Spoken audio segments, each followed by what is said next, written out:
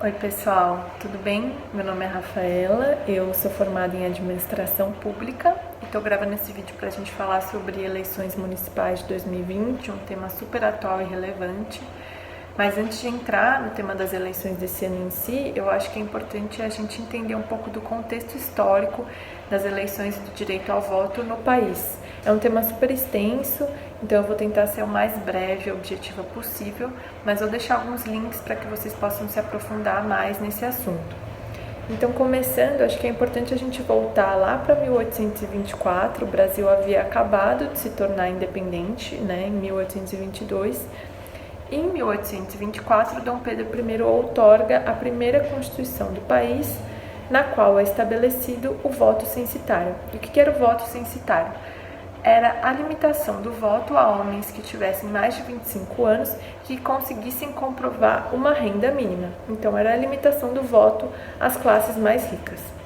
Em 1881, avançando um pouco no tempo, é estabelecida a Lei Saraiva, que inaugura o título de eleitor, adota eleições diretas, mantém essas proibições do voto censitário e ainda adiciona a proibição do voto aos analfabetos. Então, pessoas analfabetas não poderiam votar. E vale lembrar que nessa época toda ainda mulheres não tinham direito de votar. O fim do voto censitário acontece em 1891, 2 anos depois que a República é proclamada no Brasil.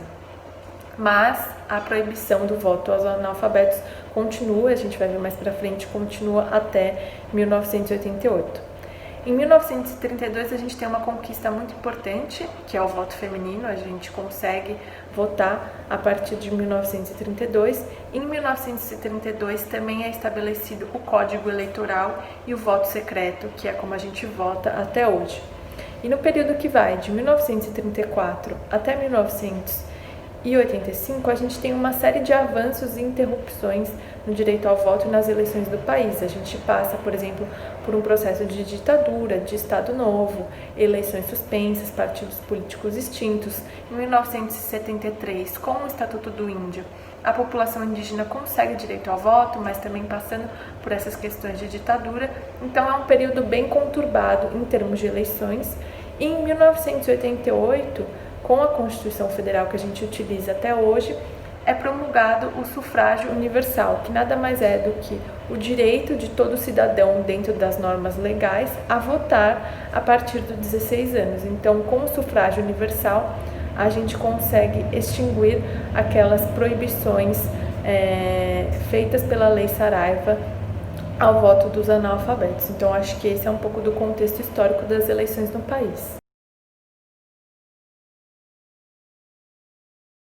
Agora que a gente já entendeu o histórico das eleições no país, acho que vale explicar por que no Brasil é assim. Então, o Brasil é uma democracia representativa e isso pressupõe que o povo elege seus representantes por meio do voto. E uma outra premissa da democracia representativa é a alternância de poder para a manutenção da democracia. Então, a cada 2 anos, a gente tem eleições que são divididas. Esse ano, por exemplo, a gente vai votar para vereadores, prefeitos e vice-prefeitos, que são eleitos juntos aos prefeitos, e daqui 2 anos a gente vai votar para presidente, para governadores estaduais, para deputados estaduais, deputados federais e senadores. E as últimas eleições que aconteceram no país foram eleições presidenciais em 2018, que foram marcadas pelo alto uso de redes sociais e também pela afirmação dos partidos conservadores em alguns estados brasileiros. E é sob um cenário similar que a gente vai ter o próximo pleito eleitoral municipal, marcado para o dia 4 de outubro de 2020, com o segundo turno também previsto para o dia 25 do mesmo mês. Então, esse ano a gente tem eleições nos 5.570 municípios brasileiros.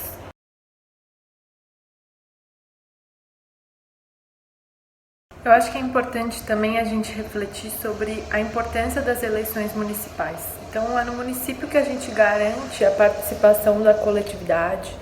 São nos municípios que acontecem as principais ações que geram impacto na vida da população, onde a gente percebe de maneira mais forte o resultado das políticas públicas, e é por isso que as eleições municipais importam tanto. Em 2020 a gente vai eleger prefeitos e vereadores, então a gente vota para uma pessoa para cada um desses cargos. E acho que é importante a gente entender o papel de cada um deles. Então, quem são os vereadores?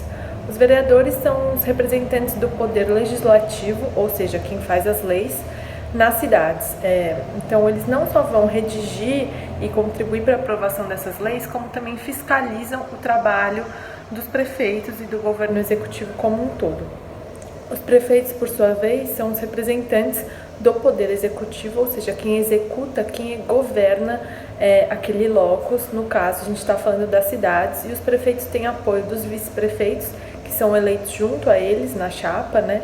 E dos secretários, os quais eles nomeiam para as diversas áreas, então saúde, educação, meio ambiente, finanças, dentre outros. E aí é importante saber que a gente elege prefeitos e vereadores a cada 4 anos, e que esses prefeitos e vereadores podem ter um mandato de reeleição por 2 vezes. Então, eles podem ser reeleitos 2 vezes, e a gente vai votar de novo para o cargo de prefeito e vereador daqui a 4 anos. E um último ponto importante de mencionar é que a lei da ficha limpa completa 10 anos agora em 2020.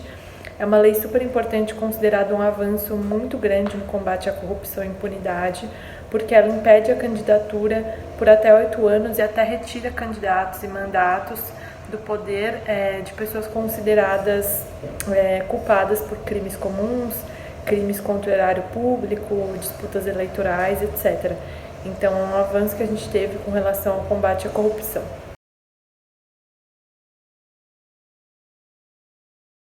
Agora que a gente já sabe quem a gente vai eleger e por que a gente vai eleger, acho que é importante também saber como a gente elege. Então, começando pelos prefeitos. Os prefeitos são eleitos pelo sistema eleitoral majoritário. Isso quer dizer que para um candidato a prefeito, para que ele seja eleito, ele precisa ter mais de 50% dos votos válidos. Isso é, a gente exclui os votos brancos ou nulos. E é por isso que muitas vezes a gente tem um segundo turno de eleições para prefeitos, porque muitas vezes no primeiro turno o candidato não consegue ter mais de 50% dos votos válidos. E aí no segundo turno os 2 candidatos mais votados disputam, e necessariamente um deles vai conseguir mais de 50% dos votos válidos. E é importante mencionar que em municípios que possuem menos de 200 mil habitantes, a gente nunca vai ter um segundo turno. Então basta que aquele candidato tenha a maioria dos votos e ele será eleito. Então, essa é a forma de eleição dos prefeitos. Quando a gente olha para os vereadores são eleitos por um sistema proporcional em lista aberta. O que isso quer dizer? Quer dizer que o que vale é o número de votos que cada partido recebeu. Então, o primeiro sistema seleciona os partidos mais votados, para só depois verificar quais foram os candidatos mais votados. Como assim, né? Vamos explicar melhor. Vamos supor que no município fictício de Buriti, o município tenha 10 cadeiras na Câmara Municipal, ou seja, 10 vereadores poderão ser eleitos. E que na eleição de 2020 a gente tenha tido um total de 10 mil votos válidos. Então, a gente vai calcular o quociente eleitoral, que nada mais é a divisão dos votos válidos pelo número de vagas que existem. Então, nesse caso que a gente mencionou, a gente dividiria os 10 mil votos válidos pelas 10 cadeiras que existem, então o quociente eleitoral em questão é 1000. Esse é o número mínimo de votos que um partido deve ter para eleger um vereador nessa cidade. Todos os partidos que ultrapassarem esse quociente eleitoral terão a garantia de pelo menos um representante eleito, e todos que ficarem abaixo estão eliminados dessa etapa. E as vagas são distribuídas proporcionalmente à quantidade de votos que cada partido recebeu. Então, dentro do partido, as cadeiras são distribuídas pela ordem do mais votado ao menos votado. Isso significa que se o candidato tiver muitos votos, ele pode conquistar cadeiras para outros candidatos do seu partido, uma vez que ele só precisa daquele quociente eleitoral para ser eleito, e o restante dos votos que ele recebeu, ele vai poder puxar outros candidatos do seu partido. E acho que é importante também mencionar que, por conta da reforma eleitoral que a gente teve em 2017 e em 2019, em 2020 os partidos não vão poder fazer coligações partidárias, ou seja, não vão poder se unir para conseguir eleger seus candidatos. Eu não vou entrar na questão das reformas eleitorais, porque é um tema super específico, mas eu vou deixar aqui alguns links para que vocês entrem e saibam um pouco mais do que essas mini reformas propuseram e o que isso muda para o cenário de 2020.